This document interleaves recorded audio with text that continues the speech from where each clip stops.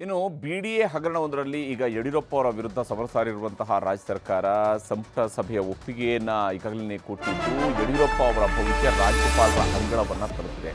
ಸಂಪುಟ ಸಭೆಯಲ್ಲಿ ಈಗಾಗಲೇ ನಿರ್ಣಯ ಆಗಿದೆ, ತನಿಖೆಗೆ ಅನುಮತಿಯನ್ನು ಕೊಡಬೇಕು ಅನ್ನೋದನ್ನು ಕೂಡ ಕೇಳಿಕೊಂಡಿದ್ದಾರೆ.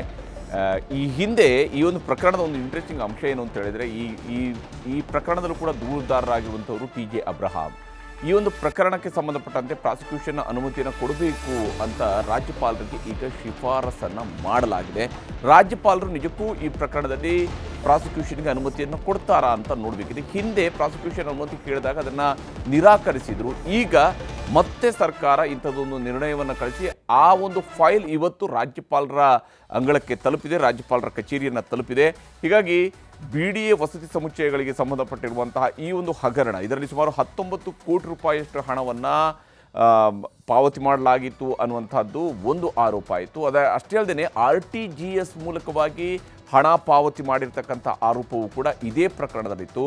ಖಾಸಗಿ ದೂರನ್ನು ಸಾಮಾಜಿಕ ಕಾರ್ಯಕರ್ತ ಟಿ.ಜೆ. ಅಬ್ರಹಾಂ ಅವರು ನೀಡಿದರು. ಅಬ್ರಹಾಂ ಅವರ ವಿರುದ್ಧ ಸಿದ್ದರಾಮಯ್ಯನವರ ಬಗ್ಗೆ ದೂರು ಕೊಟ್ಟಾಗ ಯಾವ್ಯಾವ ರೀತಿಯಾದಂಥ ಆಪಾದನೆಗಳನ್ನು ಕಾಂಗ್ರೆಸ್ನವರು ಮಾಡಿದ್ರು ಅನ್ನೋದನ್ನು ನೋಡಿದ್ವಿ. ಆದರೆ ಈಗ ಅದೇ ಅಬ್ರಹಾಂ ಕೊಟ್ಟಿದ್ದಂತಹ ಇನ್ನೊಂದು ದೂರಿನ ವಿಚಾರದಲ್ಲಿ ಸರ್ಕಾರ ಈಗ ಮತ್ತೆ ಸಚಿವ ಸಂಪುಟ ಸಭೆಯಲ್ಲಿ ಒಪ್ಪಿಗೆ ಪಡೆದು ಪ್ರಾಸಿಕ್ಯೂಷನ್ಗೆ ಅನುಮತಿಯನ್ನು ಕೊಡಬೇಕು ಅಂತ ಹೇಳ್ಕೊಂಡು ಹೇಳಿದೆ, ಶಿಫಾರಸನ್ನು ಮಾಡಿದೆ. ರಾಜ್ಯಪಾಲರು ಏನು ಮಾಡ್ತಾರೆ ಅಂತ ನೋಡಬೇಕಿದೆ.